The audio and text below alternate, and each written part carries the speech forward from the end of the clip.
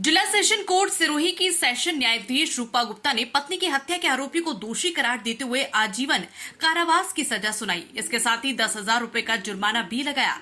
लोक अभियोजक दिनेश राजपुरोहित ने बताया कि शिवगंज पुलिस थाने में 16 अक्टूबर 2014 को रमेश कुमार ने एक मामला दर्ज कराया था। रिपोर्ट में बताया कि उसकी पुत्री संतोष की शादी करीब 18 साल पूर्व घनश्याम के साथ की थी। उसका दामाद मकान चुनाई का कार्य करता है। वो जितना कमाता सारा पैसा शराब पीने में खर्च कर देता। उसकी पुत्री भी साथ में मजदूरी का काम करती थी। उसकी पुत्री के 4 बच्चे हैं। शराब पीने के लिए पैसे नहीं देने पर उसकी पुत्री से करीब 4 वर्ष पूर्व उनके घर बेड़ा में आकर लकड़ी की मारकर सिर फोड़ा था, लेकिन लोकलाज से उन्होंने उस समय मुकदमा दर्ज नहीं करवाया।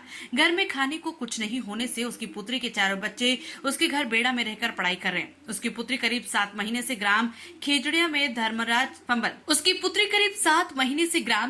में धर्माराम के मकान में अपने पति घनश्याम के साथ किराए पर रहकर मजदूरी का कार्य कर रही थी। उसकी पुत्री उसके घर बेड़ा आई थी। 16 अक्टूबर को उन्हें करीब सुबह 11 बजे खेड़िया से मोतीलाल ने सूचना दी कि उनकी पुत्री की लाश धर्माराम के मकान में पड़ी हुई है और वो उसका पुत्र चेतन, उसकी औरत संतोष के 4 बच्चों को लेकर किराए के मकान में अन्य पड़ोसियों के साथ बेड़ा से रवाना होकर सीधे खेजड़िया पहुंचे। तब तक शिवगंज थाने से पुलिस भी पहुंच गई थी। वहां पर काफी भीड़ थी। फिर उन्होंने पुलिस वालों के साथ अंदर जाकर देखा तो उसकी पुत्री संतोष की लाश जमीन पर खाट पर पड़ी थी। उसके ऊपर रजाई डली हुई थी, जिसे हटाकर देखा तो उसकी पुत्री के गले पर आंख के पास नाखून के निशान लगे हुए थे। उसे पूरा विश्वास है कि घनश्याम ने उसकी पुत्री का गला दबाकर उसके जमाई घनश्याम ने हत्या कर दी है। हत्या के बाद घनश्याम फरार है।